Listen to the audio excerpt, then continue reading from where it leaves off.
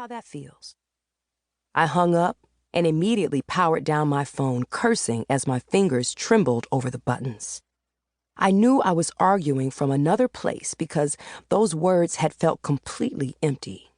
But as I shut my eyes and struggled to keep my blood from boiling over, regret began to ease its way into my subconscious.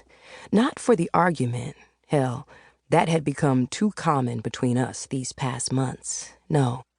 Regret that I had walked down the aisle to give this man my heart again. Till death do us part my ass. Sighing, I slid weary eyes to the clock on the dash. 5:08. Already well into my allotted grace period, so I needed to get inside if I still wanted to be seen today. I grabbed my purse and stepped out of the car. I bundled my jacket tighter against the September chill as I made my way across the parking deck. The therapist's office was in a high-rise in the hub of downtown Atlanta, but since it was adjoined to other doctors, realtors, and finance companies in the building, I certainly appreciated the discretion. I stepped into the elevator and jabbed the button for the 7th floor, maybe a little too forcefully, as a sharp pain pierced my thumb. When the doors closed, I could only stare at my piss-poor reflection in the mirror finish. I still carried baby weight, hadn't bothered to try and get rid of it. Though I still looked the part, to my despair, I was very much not pregnant. The realization had sadness extinguishing my anger, and I touched my belly. Ghost flutters or something. My OBGYN had told me it was common to still feel like my babies were kicking or rolling around in there. My head would want to feel there was still someone in there. My heart would need to feel it. But I was empty, in more ways than one. The doors opened to reveal a narrow hallway with watercolor paintings flanking one side and floor-to-ceiling windows along the other. At the end of the hall, a door with the words Waller Family Counseling etched in the glass automatically slid open to welcome me into the quaint lobby. The receptionist looked up and smiled.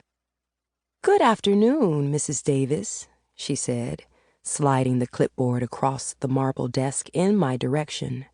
"How are you today?" I wondered if she really expected a truthful answer to that question. I'm sure it was automatic, but would she be surprised if I actually told her how I really felt one time? "I feel like shit, thank you very much for asking." But my lips thinned into a polite smile as I scribbled my name on the sign-in sheet. "Fine," I said instead. No need to blurt out my frustrations to the poor little intern who made coffee and answered phones. Her little college courses probably hadn't prepared her for an Adria Davis. I would do enough of that in just a moment. Dr. Waller was a brown-skinned sister who wore a short, curly afro and not a stitch of makeup other than lip gloss.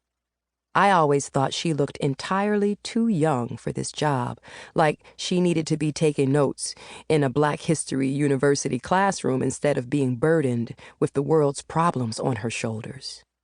But she was kind and patient, which kept me booking session after session, even if it didn't initially feel like I was getting better. "Adria!" She hugged me as we stood in the doorway, a genuine embrace, like best friends.